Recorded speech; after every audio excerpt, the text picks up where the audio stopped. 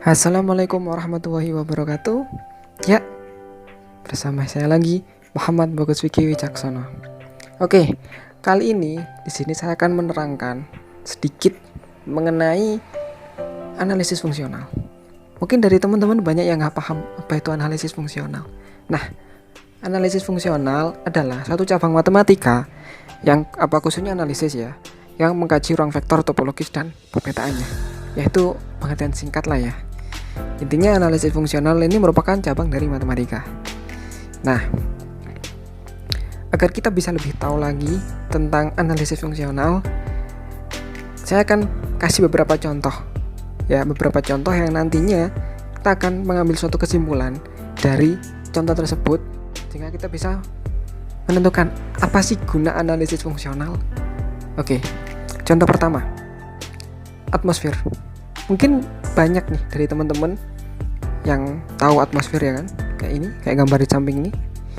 Atmosfer adalah suatu selubung gas atau lapisan udara yang menyelubungi bumi. Atmosfer bumi punya berlapis-lapis bagian, yaitu dimulai dari lapisan troposfer, stratosfer, mesosfer, termosfer, eksosfer, di mana pada setiap lapisan yang satu dengan yang lain punya jarak, yang mana fungsi jarak antara lapisan atmosfer pada bumi apabila dianalisis fungsional bisa dikatakan sebagai metrik. Jadi teman-teman bisa lihat di sini. Di sini kan ada beberapa lapisan-lapisan pada atmosfer. Dan ini masih berhubungan erat dengan analisis fungsional. Yaitu apa? Metrik. Oke. Contoh kedua. Buah. Buah apa? Ya, betul. Buah kiwi. Buah kiwi adalah salah satu jenis ya, buah yang kaya serat. Kulitnya berwarna coklat kehijau-hijauan dan daging buah berwarna hijau terang atau keemasan dengan deretan biji kecil di tengahnya ya. Apabila di matematika, struktur buah kiwi ini sama dengan bola pada analisis fungsional. Nah, ini contoh yang kedua. Kita sudah dapat dua contoh nih. Oke, ini contoh yang ketiga. Nah, contoh ketiga nih kita sering melakukan ya. Biasanya anak muda ini sering melakukannya. Biasanya malam minggu. Tapi saya nggak pernah karena jomblo saya. Oke. Yang ketiga, contoh ketiga adalah traveling. Traveling sendiri adalah melakukan perjalanan atau berpergian dari satu tempat ke tempat lainnya. Namun istilah traveling juga biasa dipakai untuk seseorang yang melakukan perjalanan dengan tujuan liburan. Lalu suatu perjalanan itu akan terus berlanjut jika tempat yang dituju masih berada dalam wilayah yang bisa dijangkau. Misalnya nih, kita berlibur ke Bali atau ke Lombok nih.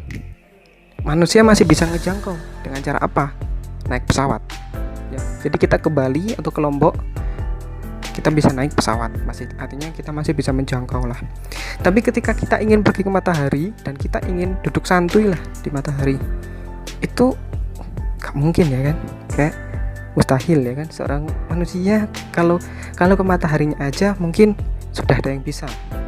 Mungkin NASA ya, di luar NASA, pasti tahu NASA kan, yang bagian tentang suatu bukan organisasi ya, tapi orang-orang yang mengkaji tentang luar angkasa.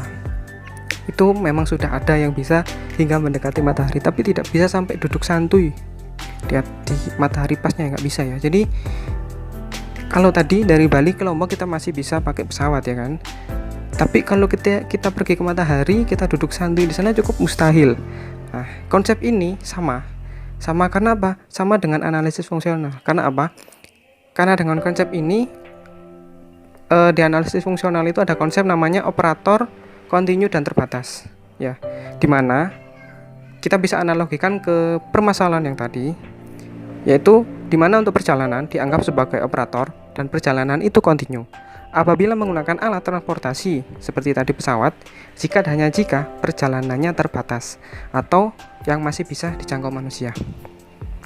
Nah, jadi traveling tadi kita bisa analogikan terhadap salah satu materi yang ada di analisis fungsional. Nah, sehingga kesimpulannya dari 3 contoh tadi kita bisa tahu nih bahwa dalam alam semesta ini atau di bumi yang kita bisa sekarang, itu mungkin dalam kegiatan sehari-hari yang kita lakukan itu semuanya masih berhubungan dengan matematika, khususnya analisis fungsional.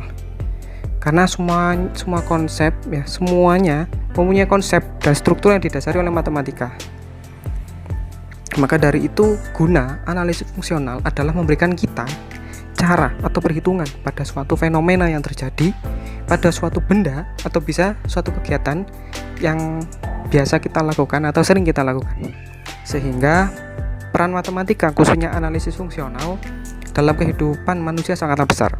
Karena semua yang ada di alam semesta ini sebenarnya tersusun oleh perhitungan matematika. Mungkin cukup sekian vlog dari saya. Apabila ada kesalahan kata, saya mohon maaf. Wassalamualaikum warahmatullahi wabarakatuh. See you next time.